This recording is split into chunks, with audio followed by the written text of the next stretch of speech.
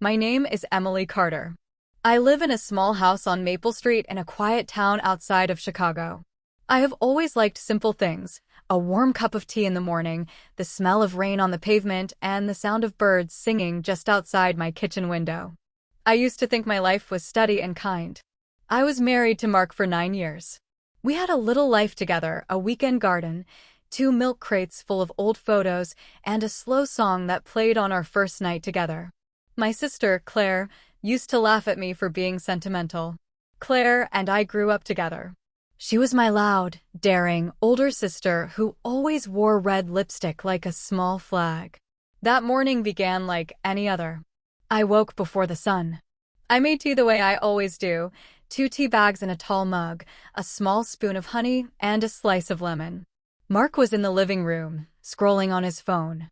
The house smelled faintly of coffee and old wood. On the table sat a small vase with a single white daisy. Claire had given it to me the day before because she knew I liked flowers that didn't try too hard. For a moment, I thought I would spend the morning creating something ordinary and small: wash a cup, water the plant, fold one shirt from the laundry basket.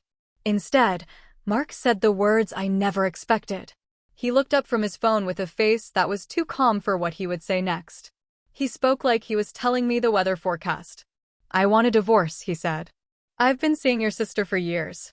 I finished my tea. I did not shout. I did not cry. I finished my tea with the same slow hands that always held the mug, as if drinking it would make the words make sense. The room felt very small, like a glass jar. The daisies seemed to bend away from us. Mark kept talking. His voice was quick now, like a machine that had been switched on too fast. He told me names of places, of late nights, of small lies.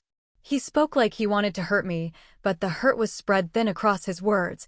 It was his way of feeling lighter. My heart felt like a book that someone had opened to the middle and left on the floor. I reached down to the small jewelry dish on the table where my wedding ring sat.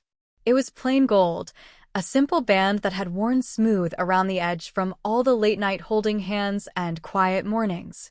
For 9 years it had been a circle that said forever. I picked it up slowly. My fingers did not tremble. I did not look at his face. I walked to him, and without saying a word I slipped the ring onto his palm, then handed it to him. My hands were steady. "You can keep it," I said quietly. Mark's phone slipped from his hand, as if the ring was heavier than it should be. He glanced at the ring and then at me, confusion and sudden fear crossing his face. He stood up and left the house without his coat. I listened to the front door click and the sound of his footsteps even after they faded down the walk. I watched the small square of light where the door had been and waited a single breath before I picked up the daisy and laid it in the sink. An hour later my phone rang. It was Mark.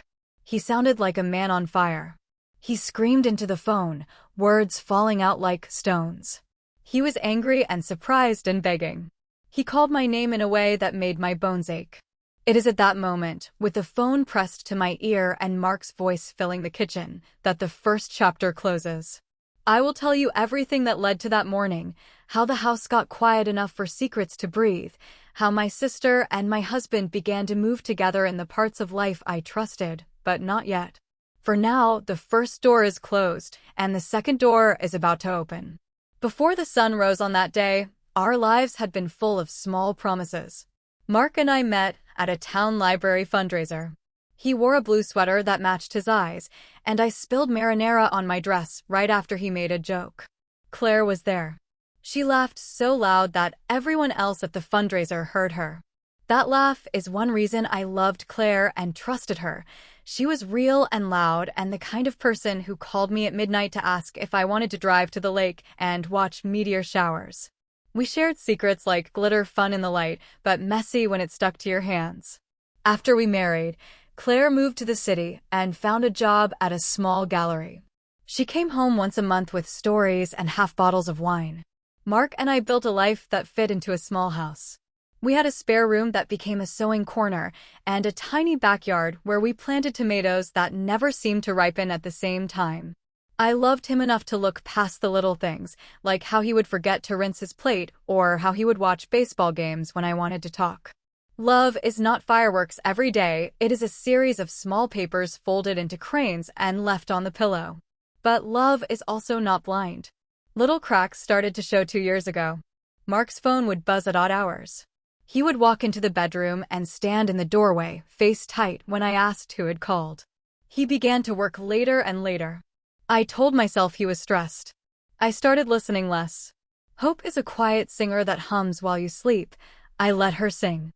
Claire called one evening and asked if I could watch a film she had seen. She had a new friend from the gallery, she said, and she wanted my opinion. We met at the small diner downtown, and she arrived with pain on her hands and a smile that looked like an apology. "He's a good man," she said, stirring her coffee. "He's funny. He's different." "Differently good?" I teased. Her eyes flicked away for a moment, and I did not notice the way she tapped her fingers on the saucer. The first time I felt the shadow of something wrong was when I found a receipt in Mark's jacket pocket for a bed and breakfast 2 hours away on a Saturday in April. He had gone out of town for work. He said it was a seminar. The receipt had Claire's handwriting on the back, a little smiley face, and a word that read like a secret fun. When I asked Mark about it, he laughed and said I was being silly, that Claire had borrowed his jacket. I wanted to be kind, so I dropped it. Mrs. Hayes from next door used to wave when she saw me in the garden. "You two are such a lovely pair," she would say. Lovely is a curious word, it hides more than it shows. I began to notice small things. Claire's calls that Mark would take behind closed doors, Mark's sudden interest in modern art, the way Claire would come to our house and stay until the moon tipped over and the air smelled like the river. At first, I blamed myself. Maybe I had become quiet. Maybe my life was too ordinary. I told myself to try harder, to plan a date, to cook different meals, to laugh like the old Emily who made jokes about burnt toast. We tried.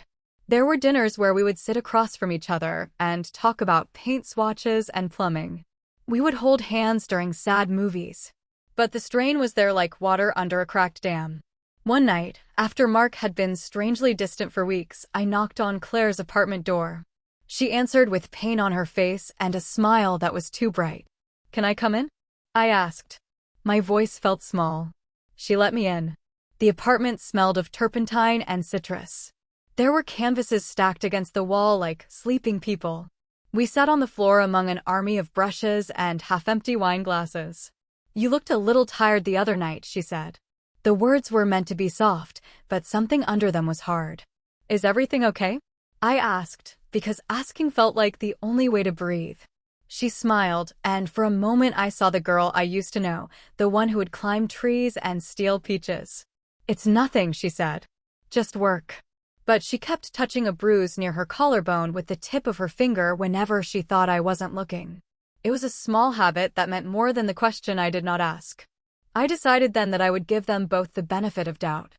I did not want to hurt Claire or ruin what little harmony we had left. So I baked a pie the next day and left it on Claire's doorstep with a note that said simply, "Thinking of you. Love, M." She wrote back a thank you message with 3 heart emojis. I read it again and again like a person reading a map, hoping it might point to something true. Weeks later, I found a text on Mark's phone that said, "Can't wait to see you tonight." It did not have a name attached. I did not ask. I watched him sleep and pretended not to hear the whispers of my own thoughts. The house felt like a stage set we had both stepped back from. The lights were on, but no one was acting. The big reveal on the breakfast table, those 3 words he said, did not come from nowhere. It was an accumulation of small things, like the slow stacking of stones. When Mark finally said he wanted a divorce and admitted to seeing Claire for years, it felt like a curtain being pulled back. I finished my tea. I gave him the ring. I felt nothing like a broken vase. I felt more like a river that had been diverted, clear and steady and moving. After he left, the silence in the house was thick. I sat at the kitchen table and watched the clock hands move like a slow second wave. My hands were empty. My heart had a dull, steady memory of what had been. I could have called my mother. I could have called Claire. I could have chased him down the street. But I did not. I made a list instead. The list was not a list of revenge at first. It was a list of small things I needed to do to remember myself. It said, Water plants, put on blue dress, call Emma, my friend from work, check bank account, go for a walk. I folded the list and put it in my pocket. I walked to the garage to get my old camera. Photography had been my first love before wedding cakes and shared mortgage payments. I remembered the way light looks on a good morning and how taking pictures helped me see the world better. I wanted to understand my own face again, not through a mirror or a broken ring, but through the soft, true eye of a lens. I drove to the river and sat near the bridge with the camera in my lap. The water moved like a story that would not finish. As I sat, I felt something shift under my skin, not anger first, but deep, clear thinking. Not the kind that rages, but the kind that plans. Kindness and empathy lived inside me still. I wanted to understand, not to hurt. I wanted to choose a response that would teach him and Claire something about truth and consequence, not just make them feel small. Revenge can be a hot red thing that burns you too. I wanted a different kind of justice. I wanted something that would make them see clearly and maybe, if the world was kind, make them regret. I thought of the ring in his hand and the way his voice had sounded when he called. He was certain he could break what we had and walk away. He did not know how steady I could be when the water rose. He did not know how carefully I could build. I went home as the sun tilted down and thought of the small, quiet way someone can be clever. The plan weaves like a vine, slow and patient and wrapping so the other side notices only when it's too late. I made a new list that night. This one was not ordinary. It started with small, harmless things: clean out attic, gather old letters, organize photos. I wrote it in pencil because plans sometimes need to be changed. At 3 in the morning, I woke up with an idea that made my breath sharp and quick. It was the kind of idea that did not come from anger alone, but from a long love of stories. I sat up and wrote until the pencil tip felt tiny and fragile. In the morning, I took the list out again and looked at it like a map. The first step was to get him to notice what he had lost. Not through shouting, not through fury, but through absence and revelation. People often realize the truth when the story around them changes and they see the missing pieces. I would make a change that would be seen and felt, but I would leave a clue that made him think carefully about everything he had done. I will not tell you the whole plan yet. That would be like opening a present before the party begins. But I will say this: the ring was only the start. The small act of handing it to him was a quiet trumpet. It said I was not afraid. It said that I would not beg. It said that I could step out of a life that had been shared and still be whole. Just before I began, something happened that I did not expect. I heard a car door slam across the street. I looked up and saw Mark running back toward the house. He was shouting something into the phone, and his face was pale and strange, like a man who had been startled awake. He ran up the walk, flung open our front door, and charged into the kitchen where I stood with my camera strap over my shoulder. He looked at me as if he had seen a ghost. He pointed at the empty space on the table where the ring had been earlier that morning, then at his hand, then at my face. His eyes were wide and wild with a kind of anger I had not yet heard in him. What did you do?" he shouted. I did not answer. I only pointed toward the driveway and said, "I thought you should have everything back." Before I could say anything else, his phone buzzed again. He looked at the screen. Then he looked at me with a face that had lost its shape. On the screen was a photo from a number I did not know, an image that showed something I could not yet explain. Mark realized then that the morning had not been the end of surprises. He reached for his keys, his breath hard. He began to scream into the phone again, louder this time. His words were broken sentences of fear and blame and shock. He shoved past me and ran out the front door. I stood in the doorway and watched him go. The house felt like an island in the middle of an ocean of small things I had not thought to save. The camera in my hand felt heavy and important. Just as he reached his car, a neighbor shouted from across the street, "Mark, you left your back gate open."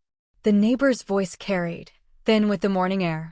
Mark turned, hesitated, then ran back to the gate. In that brief, strange pause, I looked down at my camera and then up at the sky. The day was a bright, hard blue. The world kept moving.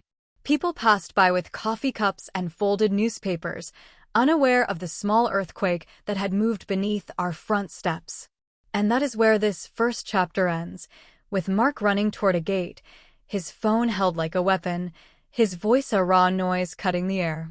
I stood at the doorway with the camera in my hand, a map unopened in my pocket, and a quiet, steady plan growing like a seed.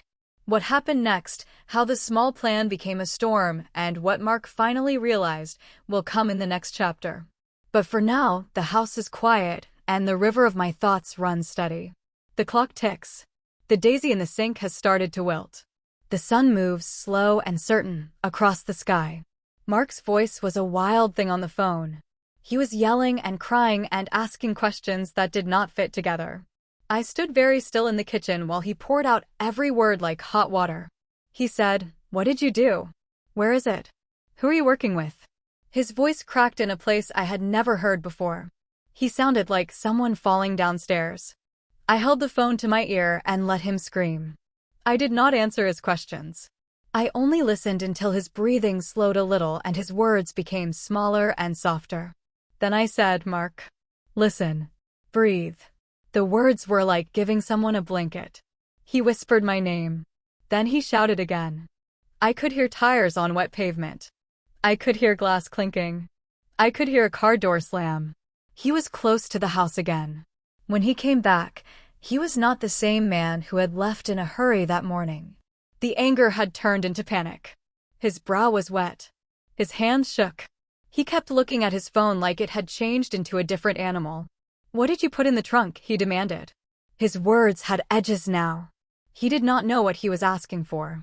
He wanted to blame someone, and he thought that someone must be me. I looked at him calmly. I kept my voice soft.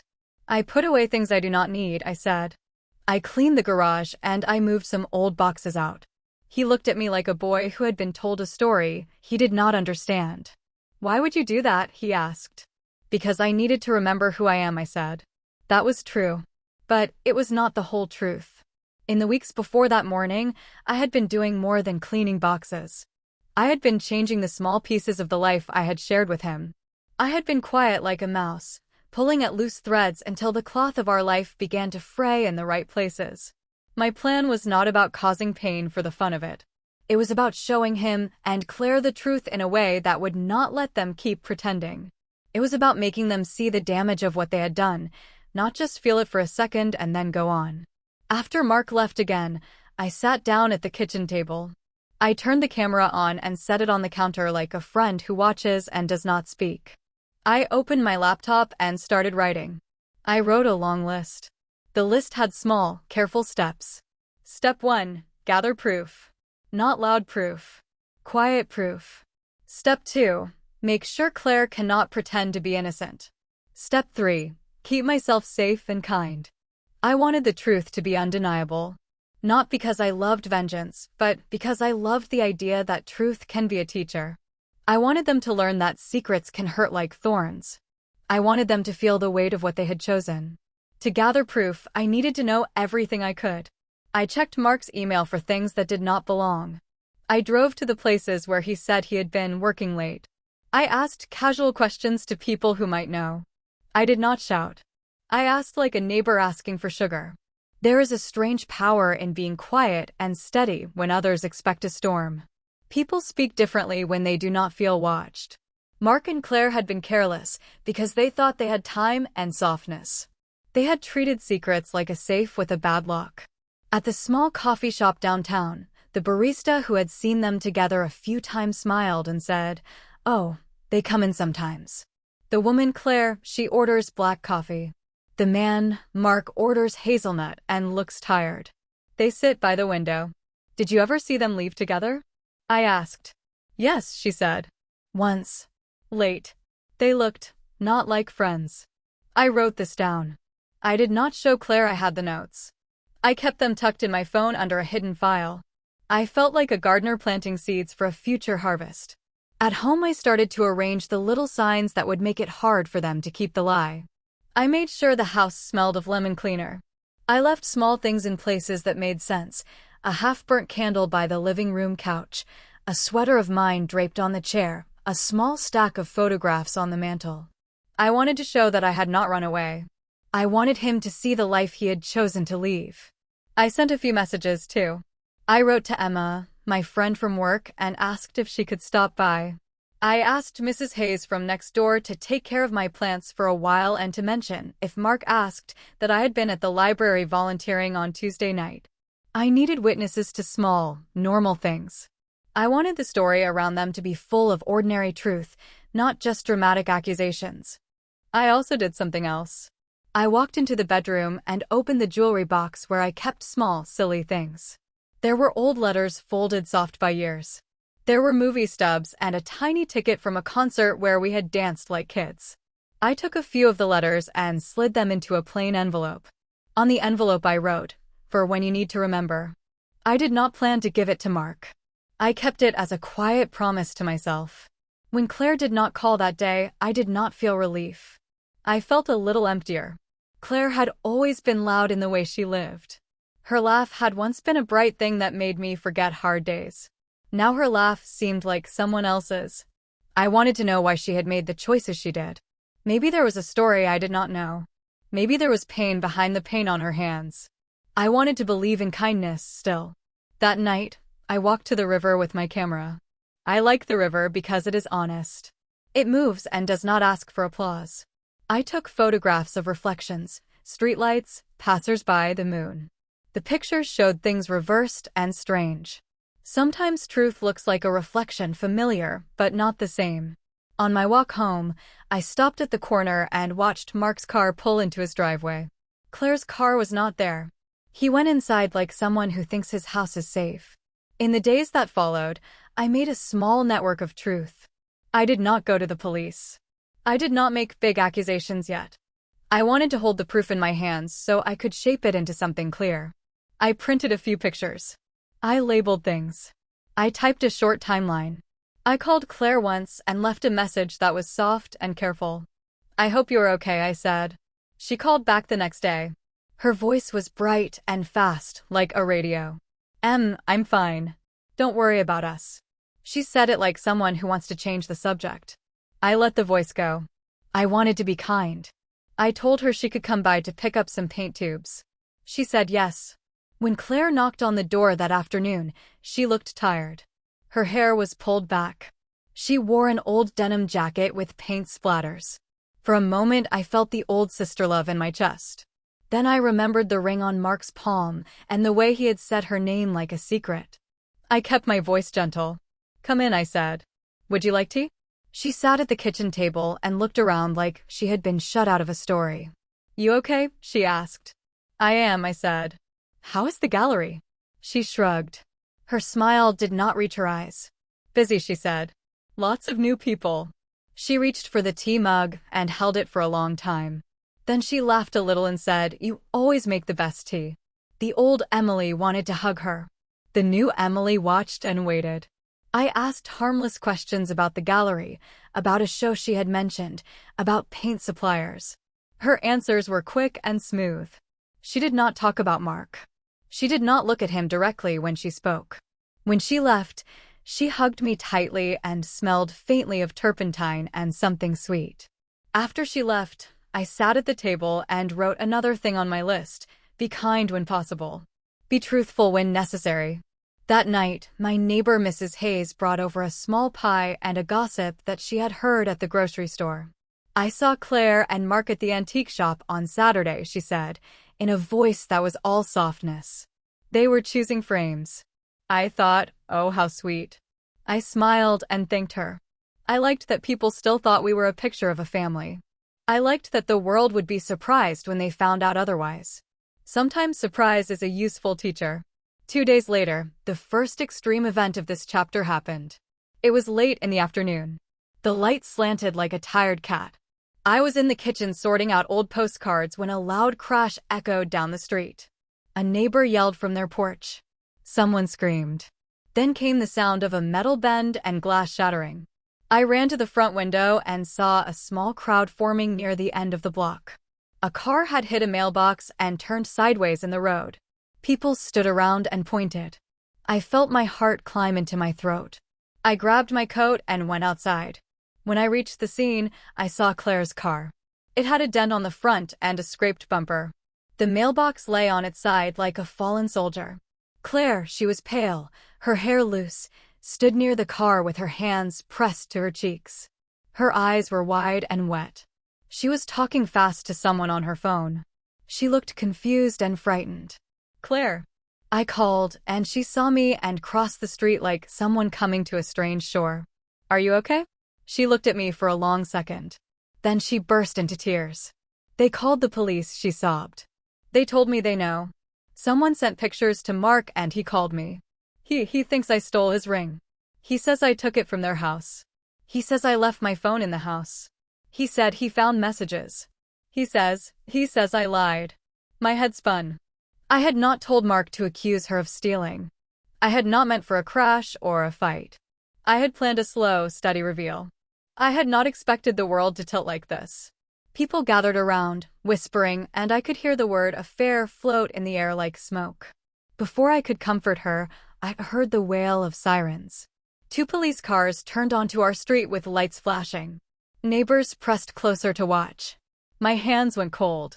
I had wanted the truth to be seen, not to explode into panic and fear. I had wanted Claire and Mark to face consequences, but not to be hurt in a way that would make my heart ache. A police officer stepped out and called for calm. He asked questions I did not want to answer in front of the crowd. A man in a suit, Mark's brother, I later learned, pushed through and looked at Claire with a face like a judge. Claire shook and said she had been driving and lost control because her phone had been taken. The officer asked who had taken her phone. At that moment, a stranger in the crowd shouted, "There she is. The one who sent the picture." Heads turned. A phone lit up in the air with a photo on the screen. People murmured. Someone pointed toward my house and said it came from there. My stomach dropped like a stone. I looked at the man with the phone and then at my house, and then at Claire, who was now being asked to stand still by a calm, careful officer. I felt the whole plan I had been building with such slow hands begin to crack like thin ice underfoot. This was not how it was supposed to happen. But the world is not always kind to careful plans. Sometimes truth comes in a hurry and makes things messy and loud. I stood on the sidewalk as the police walked toward us, as Claire's voice broke, and as a stranger held up a phone with an image that I had not put there and did not recognize. The crowd breathed as one long sound. The sirens got closer. The police asked me to come forward. My cheeks burned. I felt as if I were holding a match too close to dry paper. And that was where this chapter ended, with police shoes on our street and a stranger's photo held high like a flag. My careful plan had opened a door I had not meant to open so soon. The truth was in the air, but so were panic and pain. I put my hands in my pockets and tried to steady my breathing. The river of my thoughts ran faster now. The next step would come quickly, and it would make everything change. The police lights spun red and blue across the houses on Maple Street. Neighbors stood on their porches like people watching the start of a storm. Claire was shaking so hard her keys slipped from her hand and fell onto the road with a small metallic clink. Mark's brother stood beside her with crossed arms, his jaw tight, his eyes sharp like he was ready to blame anyone who breathed wrong. An officer turned to me and said, "Ma'am, could we speak with you for a moment?" My heart beat slow and heavy, but I nodded. I had planned for truth. I had not planned for noise this loud, this early. The officer led me to the sidewalk near my house. The cold wind brushed my face. I folded my arms, not from fear, but from needing to hold myself steady. "We've been told," the officer said gently, "that a picture was sent from your address. A picture that caused a domestic dispute and may be connected to this accident. We need to understand what happened." His voice was calm, not accusing, not harsh, just steady in a way I needed right then. A woman from down the street stepped closer, whispering loud enough for me to hear. I knew something was wrong. "She's always so quiet." Another said, "Is this about the sister?" Their words floated like dust in sunlight. I took a breath. "Officer, I did not send anything to cause trouble," I said. "I've been home cleaning and organizing. I did put some items in my garage earlier today. That's the only thing I moved." He looked at me carefully. "Items?" "Old boxes," I said calmly. "Things that belong to me. Letters. Photos. Sentimental things." He nodded slowly. Something in my voice or my posture made him soften. Do you mind if we take a quick look at your phone? That moment, the officer asking for my phone felt like a drop of ice sliding down my spine. Not because the truth would hurt me, but because the truth would hurt someone else. And I wasn't ready for that door to swing open yet. I wasn't ready to let my plan burst into flames before it had taken shape. Still, I handed him my phone. Here. He scrolled through my messages.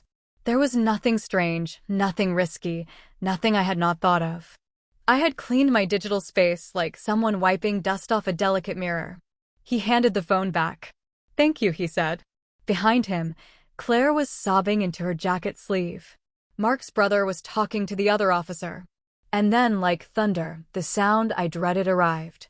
Mark's car turned sharply onto the street. He drove fast. Too fast. His tires screeched and he stopped halfway in the road, the car crooked like a question mark.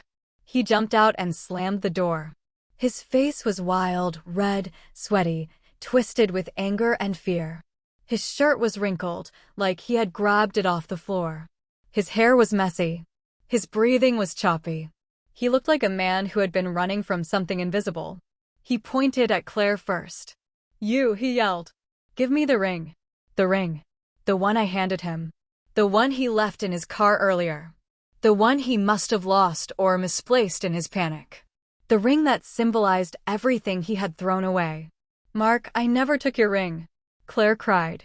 I swear. Oh, shut up, he snapped. You think I don't know you lie? You've been lying for years. He spun toward me. And you, he shouted. What did you do? Why would you send that picture? Why would you? Mark, the officer said firmly. Lower your voice. But Mark didn't listen. He ran a hand through his hair, grabbed his phone, and held it in my face. This, he spat. Explain this. He shoved the screen close. It was a photo. A single, simple photo. The trunk of a car, his car, wide open. Inside lay the wedding ring I had returned to him, sitting on top of a stack of papers he had hidden for months. Papers I had seen before. Papers with my name on them. Divorce papers. Not new ones. Old ones. Dated over a year ago. Drawn up long before he ever intended to tell me the truth. The ring sitting on top of them made a message even he couldn't escape. I didn't take that photo. But someone wanted him to receive it. Someone wanted him scared. Someone wanted the truth to explode before I was ready. The officers stepped between us. Claire sank to the curb, covering her face with her hands. A neighbor gasped. Someone whispered, "Oh my God." Mark was panting now, like a furious animal. Did you put this in my trunk? Did you open it? Did you take those papers? I didn't touch your trunk, I said quietly. I didn't send anything. He stared at me like he didn't believe me, but also didn't fully believe himself. Because deep inside, Mark knew something he wasn't ready to say aloud. There were other people with motives. Other people with access. Other people who knew his secrets. A low, trembling quiet spread across the street. That was when the second extreme event of this chapter began. The officer's radio buzzed sharply. Another officer jogged over, waving him toward the crashed car. Sir, we found something, the officer said. In the passenger seat. You need to see this. Claire froze. Mark stopped breathing. I watched the officers walk to her car, lean inside, and pull out a small, black object. A phone. Claire's phone. But not the one she handed the officers earlier. This one was cracked. Dirty. Its screen shattered. It had been hidden under the seat. The officer held it up with 2 fingers. We traced the message to this device, he said. This is the phone that sent the trunk photo. Claire's legs buckled. I didn't. That's not. It wasn't me, she whispered. But the truth was no longer quiet. The officer walked toward her slowly. Ma'am, we have reason to believe. Claire stumbled backward, shaking her head violently. I didn't send anything. I swear. Someone put that phone in my car. Someone set me up. Mark glared at her, red-eyed and shaking. Liar, he said in a low growl. The officer took another step toward Claire. Ma'am, he repeated calmly, we need you to come with us to answer a few questions. Claire gasped. Emily, she cried suddenly, reaching toward me like a drowning person grabbing a rope. Please, you have to believe me. please. I didn't do this. But the truth in that moment? I didn't know what to believe. I didn't know what pieces were mine, or Mark's, or hers, or someone else's. I watched as Claire's knees weakened and two officers gently moved toward her. The street fell silent again. Mark turned to me, his voice a whisper of broken glass. What did you do, Emily? The question hung in the cold air, heavy and sharp. And that is where Chapter 3 closes. With Claire trembling in the street, police officers reaching for her arms.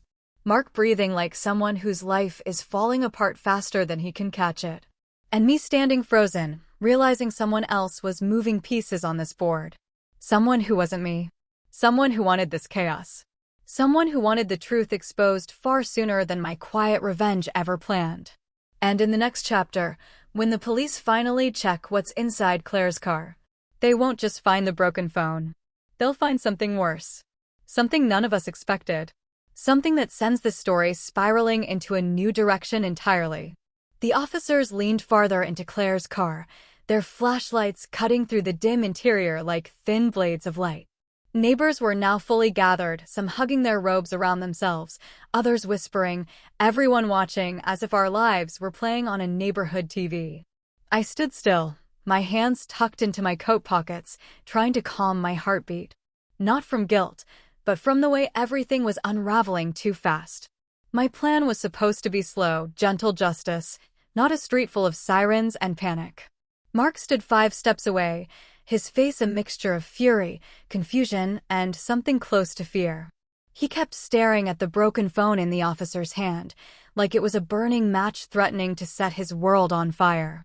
Claire was shaking, pleading, crying her hands out, her words tumbling and messy. I didn't do this.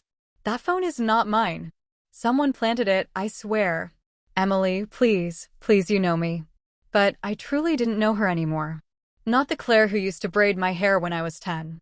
Not the Claire who defended me in high school. Not the Claire who used to say, I'd never hurt you, Em. Not ever.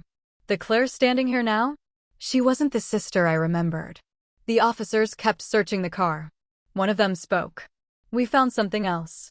Those words hung in the air like a cold breath.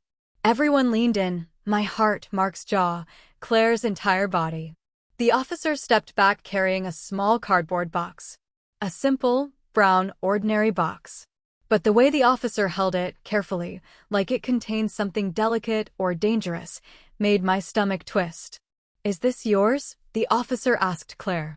She shook her head so fast her hair whipped across her face. No, I've never seen that box before. Mark crossed his arms. She's lying. The officer opened the box. Inside were papers. Lots of them. Folded, stacked, some with yellowed edges. The officer pulled out the first sheet. His eyebrows lifted. These are emails. My throat tightened. Emails, printed out. The officer flipped through them. Messages between 2 phones, several months long. A hush fell over all of Maple Street. Claire's mouth dropped open. No, no, no, that's not mine. I don't print emails. I don't print anything. Why would I keep messages in a box in my car? A second officer held up another sheet. It's addressed to you, Mr. Carter, he said to Mark. From a woman named Claire. Mark's face changed. Completely. He snatched the paper from the officer's hand like it was a thorn in his skin. His eyes skimmed it. His face drained. He read the next page. And the next. With each sheet, his shoulders tensed, his breathing grew louder, and the vein in his forehead pulsed. I had never seen him look so frightened. What is it? Claire cried, stepping forward. Mark, what does it say? What's in there? Mark didn't answer. His eyes were locked on the papers like they were pulling him underwater. Finally, he spoke. His voice was tight, small, and shaking. These are my messages to you, he whispered. Claire's voice cracked. What? These aren't messages you sent me, Mark breathed. These are messages I sent you. A neighbor gasped. Another whispered, oh wow, this is getting messy. The officer frowned. So these emails are genuine? Yes, Mark snapped. But I didn't print them. I never printed them. Claire threw her hands in the air. Neither did I. There was a long, long silence. Someone printed their messages. Someone put them in a box. Someone placed that box in Claire's car. Someone sent the trunk photo. Someone sent the broken phone. Someone wanted this explosion. And it wasn't me. The officer kept going through the box. There's more. Receipts. Photos. Hotel confirmations. All dated. Mark looked like he might collapse. Claire whispered, "I swear I didn't put that there." Emily, her voice broke. "Please say you believe me. Please." I didn't answer. Not because I wanted to hurt her, but because I truly didn't know what to believe anymore. And then, the third extreme event of this chapter hit like a lightning strike. One officer unfolded a bigger sheet of paper. His eyes narrowed, and he said, loudly enough for everyone to hear, "There's a note." A note. He held it up. Mark blinked. Claire covered her mouth. Neighbors leaned in like children listening to a ghost story. The officer read it aloud. A single sentence. "You can lie to each other, but you can't lie to her." Silence. Silence so cold I felt it in my bones. Mark swallowed hard. Lie to who? I didn't speak. Claire shook her head slowly, her tears frozen. The officer lowered the note. "Ma'am," he said gently, turning to me, "we believe this was meant for you." Mark stared at me. "Emily, did you write that?" I looked him in the eyes. "No." The officer held up the note again. The handwriting appears feminine. Claire instantly shook her head. "It's not mine." And then, the officer pulled another item from the box. A photo. He held it out. Claire screamed. Mark gasped. My heart thudded once hard. Because the photo was of me. Me, standing in my backyard 2 nights ago. Camera around my neck. Alone. Taken from behind the fence. Someone had been watching me. The officer turned the photo around so I could see it clearly. The edges of the picture were trimmed neatly. The print was high quality. Too clean. Too deliberate. "Ma'am," he said, voice careful, "did you know someone was taking photos of you recently?" I shook my head. "No." Mark stepped forward, grabbing the photo from the officer's hand. "Who took this?" he demanded. "Who is in our yard?" The officer shrugged. "That's what we're trying to find out." Claire sank to the curb again, burying her face in her hands. "This is a setup. A trap. Someone's doing this on purpose." Mark looked around wildly. Who? Who would do this? Who hates us enough to? The officer didn't let him finish. "Mr. Carter," he said firmly, "there's something else we discovered in the box." Mark's eyes widened. "What?" The officer pulled out one last item. Small. Metal. Shiny. He held it up in the palm of his hand. My breath stopped. Claire's jaw dropped. Mark stumbled backward. Because the officer was holding Mark's wedding ring. The one I returned. The one I placed in his hand. The one he lost. The one he accused Claire of stealing.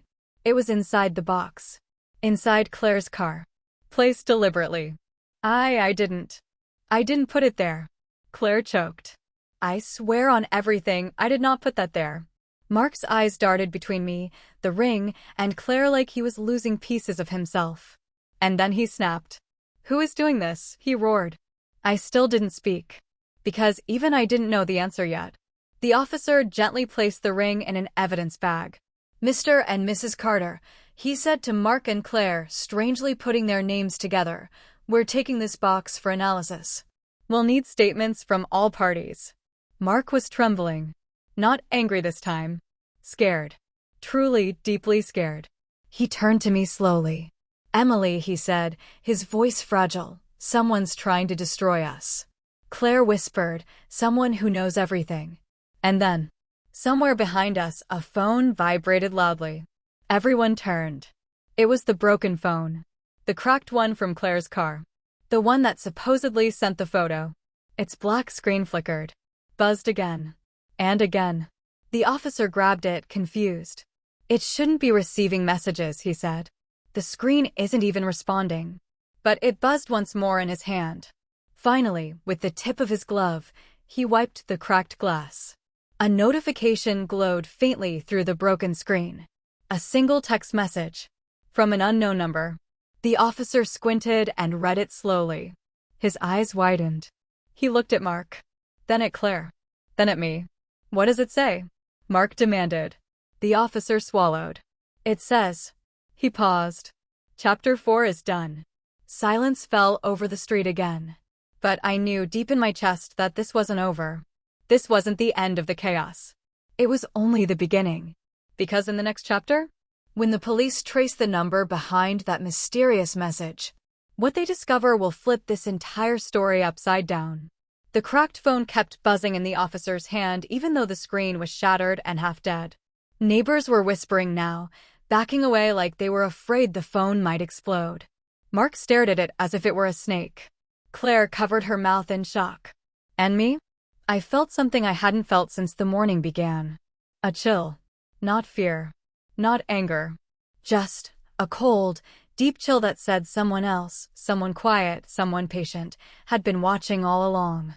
The officer cleared his throat and read the message again, slowly this time. Chapter 4 is done. Mark blinked. What does that even mean? Who talks like that? Claire shook her head violently. Someone is messing with us. Someone is trying to break us apart. The officer turned to the other officers. Call tech support. We need this phone traced immediately. They moved quickly, speaking into radios and pulling police tape around the area. The street started to feel like a crime scene, not because of a crash anymore, but because of something invisible, something hidden, something intelligent. One of the officers guided Claire toward the back of the police car. Ma'am, please wait here while we sort this out. Claire didn't fight. She just looked at me with tear-filled eyes. Emily, please tell them the truth. Please tell them I wouldn't do this. I didn't know what to say.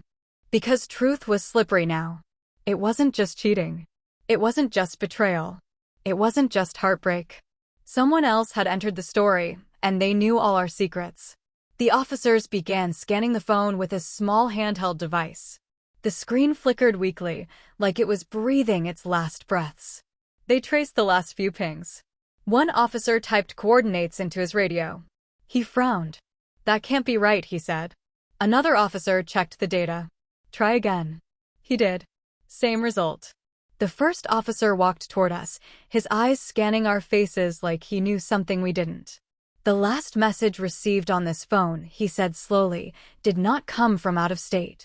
It didn't come from another neighborhood either. Mark stepped forward. Where did it come from? The officer turned the cracked phone around so we could all see the faint location bubble glowing through the shattered glass. The message had been sent from our street. Maple Street. Mark's face twisted. Which house? Whose phone? The officer zoomed in. The little green dot sat on top of one specific house.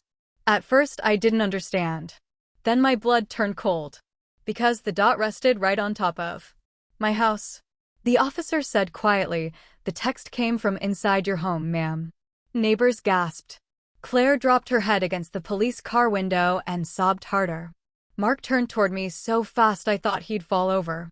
Emily, he whispered. You're telling me someone is inside our house? The officer held up a hand. We can't confirm that yet. It could be a spoof signal. Or a relay. But the message appears to have been routed directly through your home Wi-Fi. My Wi-Fi. My house. My safe place. Suddenly the cold feeling in my bones made perfect, awful sense. Someone wasn't just watching us. Someone had been inside. Inside my yard. Inside my space. Maybe inside my home. Watching me. Watching Mark. Watching Claire. Planting pieces. Moving traps.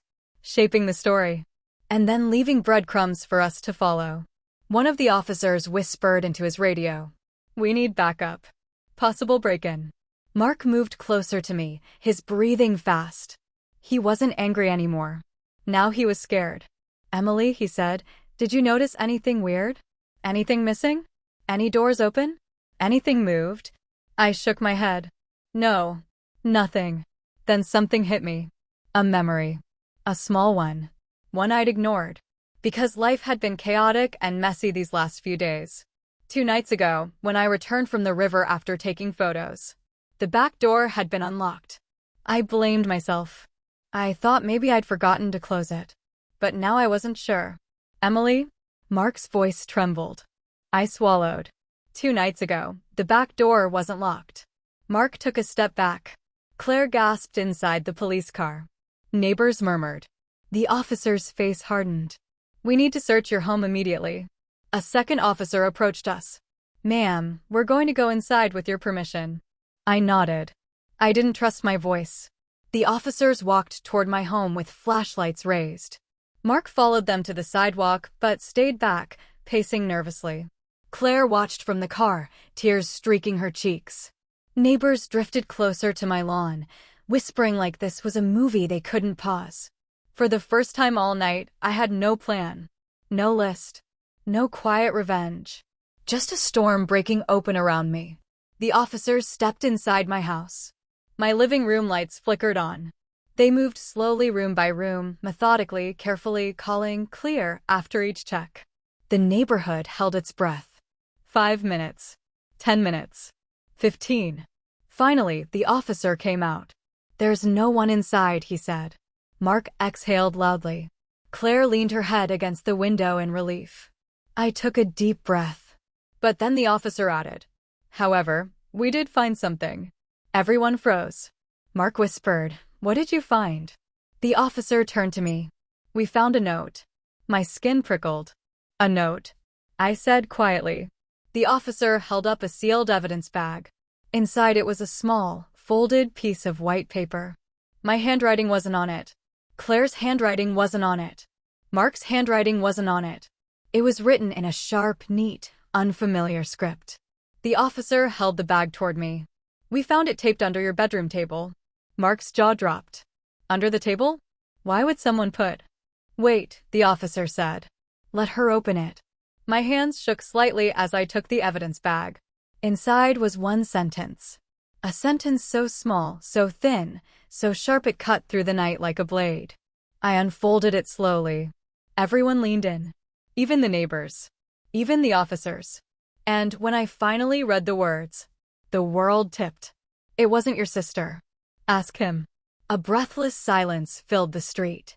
Claire's eyes widened in confusion and heartbreak. Mark stiffened like someone had poured ice water over him. The officer stepped closer, sensing the shift. But I didn't take my eyes off Mark. Not for a second. Mark, I said softly. His breathing sped up. Emily. I don't know what that means. But the officer interrupted him sharply. Mr. Carter, he said, you're going to need to explain something. Mark's face went pale as snow. What? He whispered. The officer lifted another item in an evidence bag. Something small. Metal. Something I recognized instantly. A USB drive. Found inside my bedroom. A USB I did not own. Mr. Carter, the officer said firmly, your fingerprints are on this. Mark's entire body went still. The neighbors let out a single, unified gasp. Claire whispered, Mark, what did you do? Mark didn't answer. He couldn't. His eyes met mine, wide and terrified. And before anyone could say another word, the officer plugged the USB into his portable tablet. The screen lit up. And what appeared on that screen was the new extreme event that ends this chapter. A video. A video inside a folder labeled, For Emily. And on the first frame of the video, a person. Sitting in my bedroom. Wearing my sweater. Wearing my slippers. Looking directly into the camera. A person I recognized instantly. Someone none of us expected. Someone who wasn't supposed to be involved at all. Someone whose name made my heart drop into my stomach. The video's first sentence appeared on screen as subtitles. I know what Mark and Claire did to you, and I know something even worse. The video paused. Everyone froze. And Chapter 5 ends here. Because in Chapter 6, the final chapter, you will discover who made that video. And what horrifying secret they reveal about Mark. And why this entire nightmare was never really about the divorce at all. The video on the tablet screen froze on the face of the person sitting calmly in my bedroom, wearing my sweater, my slippers, hands folded neatly in their lap like they were waiting to speak to me directly. Gasps rippled through the crowd. Even the officers went silent. Mark stepped backward like someone had punched the air out of him. Claire pressed both hands over her mouth, shaking. Because the person staring back at us from the screen was my mother. My gentle, quiet mother, Linda Carter. The woman who baked cinnamon rolls every Christmas. The woman who never raised her voice. The woman who once said, "Secrets rot the soul before they hurt anyone else." She sat in my bedroom, eyes steady, voice calm. The officer tapped play. My mother leaned forward in the video, her expression soft but serious. "Emily," she said, "if you're watching this, then everything has already come undone." My heart pounded. Not from fear of her, but from the weight of her tone. My mother never sounded like this. She sounded like someone who had made a decision long before any of us realized there was a game being played at all. "I didn't want to interfere," she continued. "I didn't want to embarrass you or hurt you or step into your marriage. But I saw something 2 years ago that I should have told you." Mark stiffened. Claire looked like she might faint. The officers leaned closer to the tablet. My mother inhaled deeply. "I saw Mark," she said, "leaving a hotel parking lot with a woman." Claire closed her eyes in shame. But then my mother added, "It wasn't Claire." Mark's head snapped toward her. "What?" Claire blinked wildly. "Then who was it?" The video continued. "I assumed it was one of his coworkers. Someone he met at work. I told myself it was none of my business. I made excuses for what I saw because I didn't want to shake your world." My mother looked directly into the camera. I was wrong. A lump formed in my throat. The officers remained stone still. My mother continued quietly. "The reason I'm making this video is because I discovered something else, something more dangerous than an affair." Mark's face drained of all color. "After I saw Mark at the hotel," Mom said, "I started watching. Quietly. Carefully. I didn't want to accuse anyone without proof." She looked down for a moment in the video, as if weighing her next words. 2 months ago, I found something in my computer. Something that didn't belong there. Files. Screenshots. Messages." Mark shut his eyes. Claire whispered, No, Mark, what did you do?" Mom lifted a paper in the video, though we couldn't see what it was. "Your husband, Emily," she said calmly, "was planning to divorce you long before he said a word to you. But he didn't want a clean divorce. He didn't want half the assets to go to you. He didn't want you to keep the house." My breath caught. My mother's voice stayed soft. "So he began gathering evidence against you. Fake evidence. He created false emails, false receipts, all pointing to you having an affair." A wave of shock rippled through everyone watching. Claire choked on her breath. "What? Why would he? Why?" But inside, I already understood. If I had been caught cheating, Mark could keep everything. Property. Savings. Assets. Even the house. It wouldn't look like abandonment. It wouldn't look like betrayal. It would look like my fault. My mother's voice gentled, as though she was speaking to a child. "Emily, he was going to set you up." My knees weakened. One of the officers subtly moved closer to steady me if needed. The video wasn't done. And then Mom said, 3 weeks ago, someone broke into my home. Quietly. They didn't touch my jewelry or valuables. They only searched my office. My files. My computer. In the video, she looked down. Her voice trembled slightly, not from fear, but from disappointment. I knew it was Mark. Mark's shoulders crumpled. Claire stared at him, horrified. My mother continued. "He found out I knew his plan. And he started panicking. That's when I decided to stop being silent. I recorded this video. Then I printed all the proof I had and hid copies in multiple places, including your home, Emily, in case something happened to me." The officer holding the tablet glanced sharply at Mark. Mark shook his head weakly. I wasn't going to hurt anyone." But Mom wasn't finished. "There's one more thing," she said. "Something I learned because of my own mistake." Her eyes softened with sadness. "It wasn't Claire he met that night. It was another woman, someone who found out he was married and ended things." Claire's head fell. My mother continued. "And when that ended, then he turned to Claire." Claire flinched like someone had slapped her. My stomach twisted. The betrayal was deeper than I knew. Deeper than Claire knew. Deeper than even Mark wanted to admit. Mom's voice sharpened slightly. "And the person sending these messages now, the one moving all the pieces today, is using my files. My proof.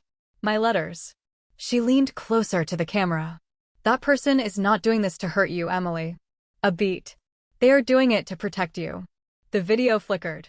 then went dark. Everyone stood frozen. Mark's mouth hung open.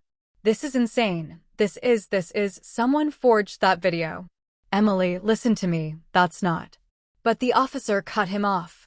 Mr. Carter, he said sharply, your fingerprints are all over the USB containing this video. So unless you're claiming you recorded your own confession. Mark's body sagged. His silence was louder than any scream. Claire slid down the side of the police car sobbing. Mark, how could you? Why would you do this to her, to me? Mark buried his face in his hands. Everything connected. The planted phone. The printed messages. The ring in the box. The trunk photo. The mysterious text. The note under my table. The second affair. The staged divorce plan. The attempt to frame me. Someone wasn't trying to ruin Mark. They were trying to save me. And expose everything. The officers stepped forward. Mr. Carter, the lead officer said, we need you to come with us for questioning. Mark backed away. No, wait, Emily, please, listen to me, I can explain. But the truth was already laid bare. He had planned to destroy me slowly, while pretending he was the victim. Pretending he was the wounded husband. Pretending he was the one betrayed. He had broken me long before I ever planned revenge. Now it was his turn to face the fallout. As the officers gently guided him toward the police car, Mark looked over his shoulder at me with wide, tear-filled eyes. Emily, he begged, please, please. I didn't mean for it to go this far. And for the first time since breakfast, I felt nothing for him. No sadness. No anger. No pity. Just emptiness. And relief. Claire reached for me weakly from where she sat against the car. I didn't know. I swear I didn't know about any of this. I believed her. For the first time all night, I truly did. She had been betrayed too. Just differently. Just quietly. Just deeply. The officers drove Mark away. The neighbors went silent. Claire sat with her head in her hands. And I stood alone on the lawn of my home as the flashing lights faded down the street. One officer approached me quietly. Ma'am, he said gently, whoever sent those messages, they weren't trying to harm you. They prevented something worse. I nodded slowly. I know, I whispered. Because I did know. I knew exactly who sent them now. Not Mom. Not Claire. Not Mark. Someone else entirely. Someone who had been watching closely. Someone who saw what my mother saw. Someone who pieced together the truth before any of us could. My mother's video revealed the what. But the quiet protector on Maple Street revealed the who. Because as the officers cleared the street and the night grew still, a soft tapping came from across the road. Mrs. Hayes, the elderly neighbor with the warm smile, walked toward me slowly with her little dog in her arms. She leaned in and whispered, Emily, sweetheart. I told you I'd look out for you. I keep my eyes open on this street. And then she added, her voice barely a breath. I hope you got every message I sent. My heart stopped.